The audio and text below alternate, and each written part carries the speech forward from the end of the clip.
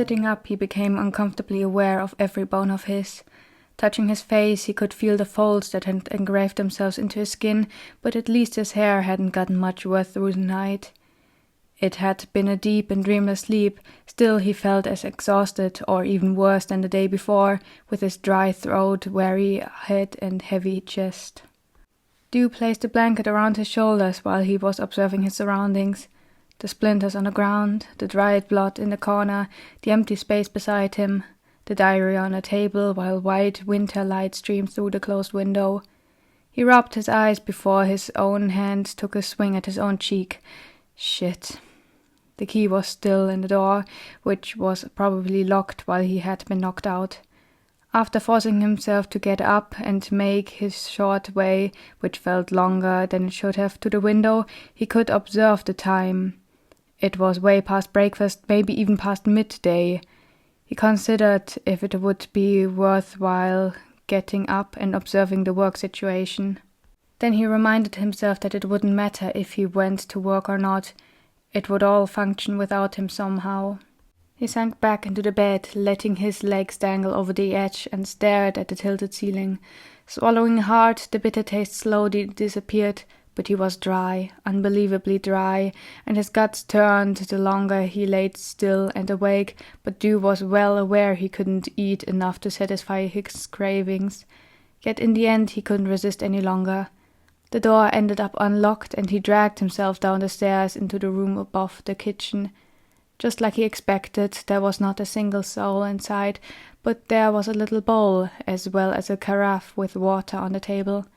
The bowl must have gone cold by waiting since breakfast, but it was better than nothing. He sat down on his usual spot, poured himself something to drink, and forced the water to go down slowly to keep himself from getting dizzy already. When he put his glass down, it was empty except for a few drops. The next step was more difficult. Eating. Just smelling the mess before him had him shiver in disgust, but he had to eat. How much weight he had lost over the last 1.5 months, he couldn't tell, but every kilogram was necessary for someone as slim as him. Dew had never been weak when it came to physical strength, but had always been in a state in between being malnourished and slightly underweight, like most of the people not in good financial position. Now he wasn't even strong anymore. Dew took the spoon and guided it to his mouth. The texture was an undefined paste with irritating crumbs. Usually he would quite literally suck it up, but it was as if the mush was stuck to his tongue. And the longer it stayed, the harder it became to convince himself to swallow. As he did, a shudder went throughout his body. The next bite wasn't any better. Not even half his ration ended up inside his stomach before he felt it to be enough for him not to throw it all back up. The creaking of the wooden steps was to be heard before the door to the staircase downwards was opened and a medium-height figure went inside.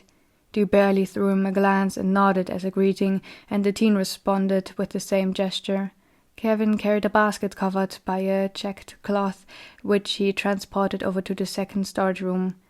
As he left the area and was on his way back to the stairway, Dew asked monotonously, "What time is it?" "Almost noon," he replied. "The chef is downstairs." Dew hummed in response, still bent over his bowl on the table, with a spoon so loosely in his hand it threatened to slip out. He considered whether to join his colleagues or go back to sleep. It wasn't like he needed the money, but he did need the occupation for his mind. Not long after, he entered the kitchen, seeing Frederick throw new wood into the fireplace and Kevin sit on a table, waiting for commands. It took the man a short moment to realize there was a third person with them, but as he saw Dew, he offered generously, "If you can't work, that's fine. Go back to your room if that helps." "What can I do for you?" Dew ignored what his chef had said. "Boy, I'm not playing. If you can't do all of this today, it'll be better for all of us if you go.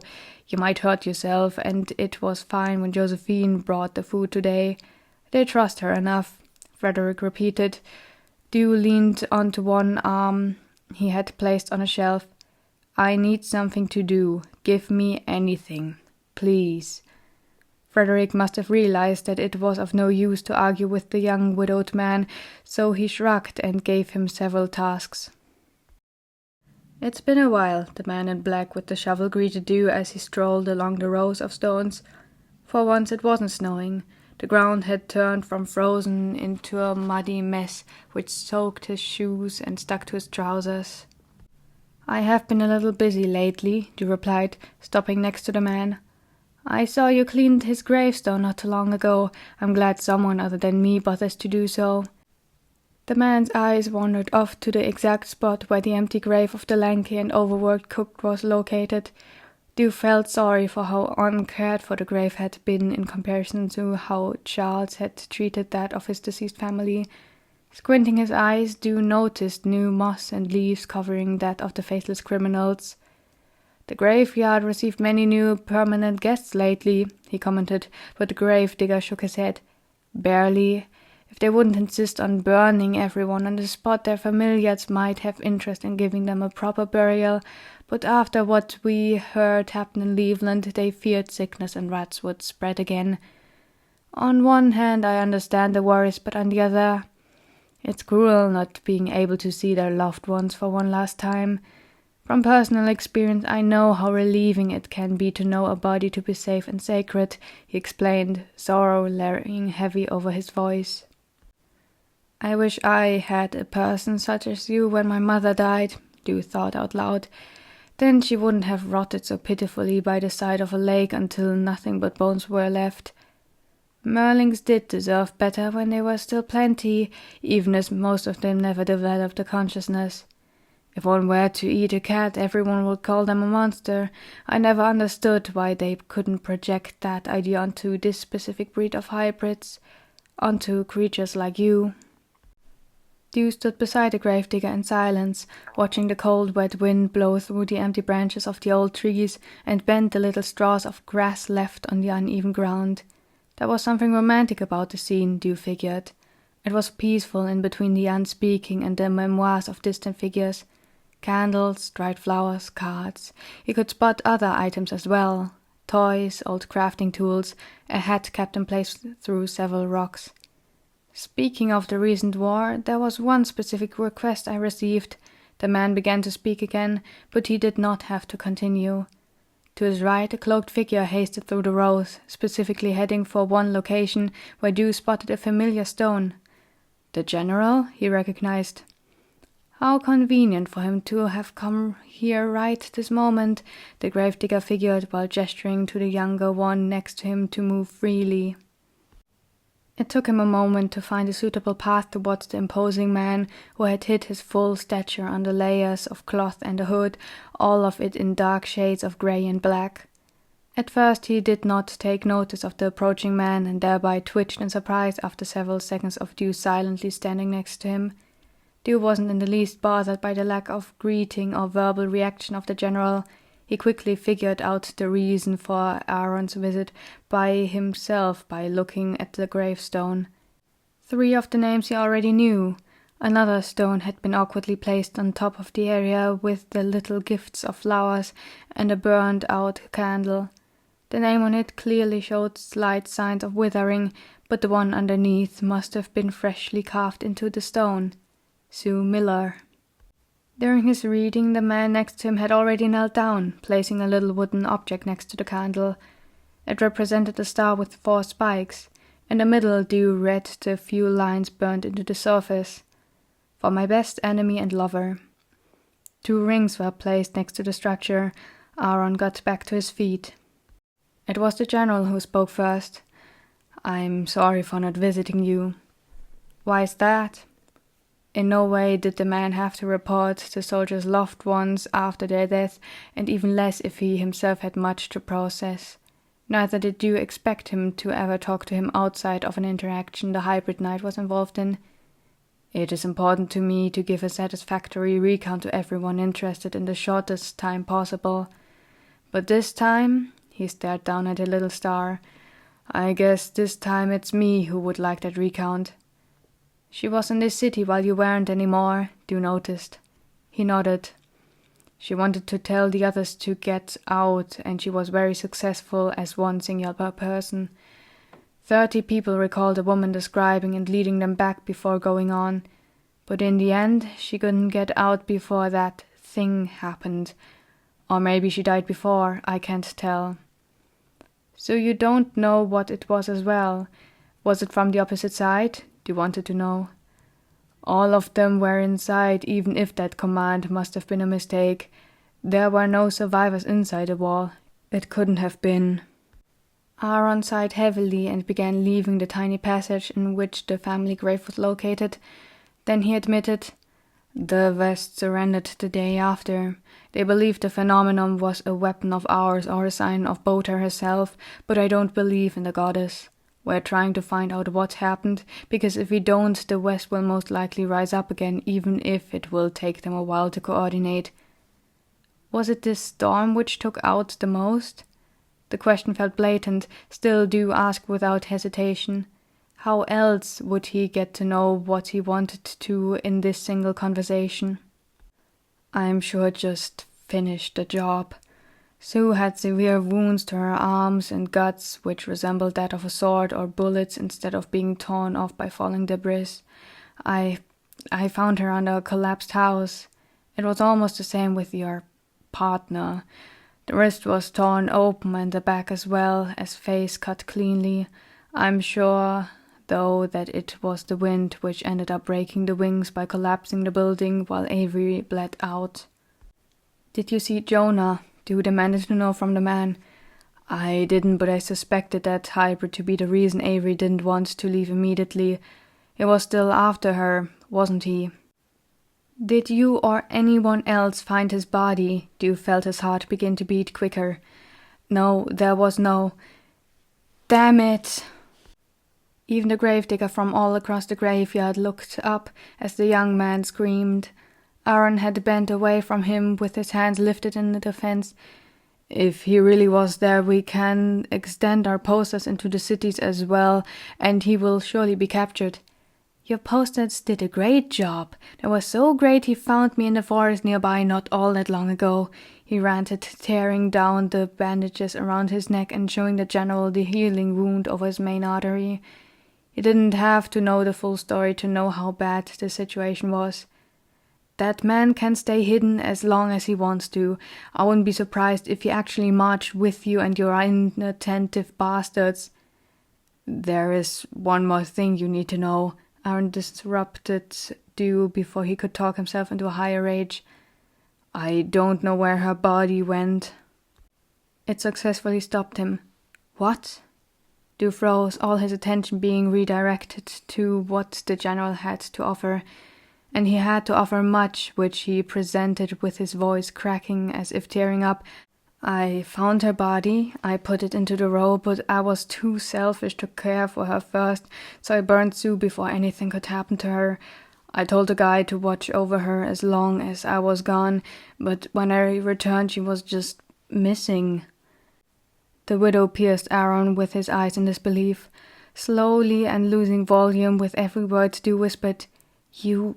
Not only did you leave the corpse of a woman unattended, you also gave her to a random guard. Haven't you been in the army long enough to know that your perverted scums take that as an invite? I should have known, Aaron fully cried. I always did, but Sue's death messed with my head, and I went through every tent and searched through the entire environment to find her, but it was for nothing. With his fist clenched and chest lifting and sinking heavily with every breath, Dew stood before the person who could have at least saved the body of someone who had trusted him with their life, only to be violated again, and again, and again. He didn't need to say a word. Dew's eyes said it all. I wish I had the strength to kill you. Only in his dreams he wasn't alone. Out of all people, it was Charles who sat next to him on the riverbank, watching the clear water stream through the soft green of lively grass until it vanished into nothingness. The young man didn't talk, but his peaceful eyes and soft smile projected their calmness onto Dew. The Merling felt a coolness flowing around his bare arms and lower thighs as he was taken into an embrace of the wind and waters, feeling as if his mother had returned to affectionately hold him like she used to when a spark of consciousness flickered inside her eyes. He felt cared for in the right way. No pressure, no pity, not even useless apologies. A simple imaginary hug was all it took for him to finally feel the comfort of sleep. A faint, rough, feminine voice dispersed the fog which had thickened around him, and he found himself back in the drawing-room, but there were no faces staring into the inhumane glory of distortion of animal and person. Not a single frame could be seen, but there was a couch in front of the large window towards where the patio should be, but he could see nothing but the ocean through the glass. Do you recognize the two women sitting side by side, even with their back turned towards him? They wore the blue uniform of soldiers without armor. The shorter one out of the two wore a flower crown on her brown hair. The other, with the same hair, had her arms around the other person. The ring on her finger drew Dew into a hypnotic state, sucking him into the almost pure gold which shone so bright in his amber eyes. The dazed state of dreams merged with his reality, the drug seeping into every inch of his body, making him frail, but at least he was feeling a sense of tranquility instead of the deeply rooted anger which threatened to boil until it would stream out of him like hot oil to burn who dared to grasp him. And Dew's hands burned as he grasped the pot with water from the hook inside the fireplace. The metal burned his fingers, but he didn't care because he couldn't feel it. The drugs kept him at bay. They kept him in the state of dying and living at the same time. It was when the shouts became so loud that it pierced through the border of his consciousness, and when his head was grabbed and slammed onto the table that Dew could feel the reality stronger than the roots entangled with his brain. He could feel the wooden surface scratching over his cheeks while the fingers buried into his hair and scalp threatened to crack his skull open. He could feel his left arm being twisted around and pressed onto his back while he vainly shook to free himself. He could feel an iron hand closing around his other wrist, pressing it down next to his face where he could see it, where he could see the ring, the simple, shimmering ring which was all he had left. And then it was gone, taken with his finger. A red stump was all that was left, and he teared up, not because of the pain of mutilation slowly but surely conquering his hand, arm, chest, but never his brain. No, his mind was lost with the ring. It was out of his reach, and, walking into his blurred vision, the fat slug barked. "If this won't get her to talk, his arm must do the trick." And the slug held a bloody cloth in which he could see his finger and his mind, and then he left. Dew felt his other arm being taken as he fainted, knowing the others to be staring at him. His knees hit the ground as his aching body was dragged over the floor, heavy iron steps beating as one with his heart.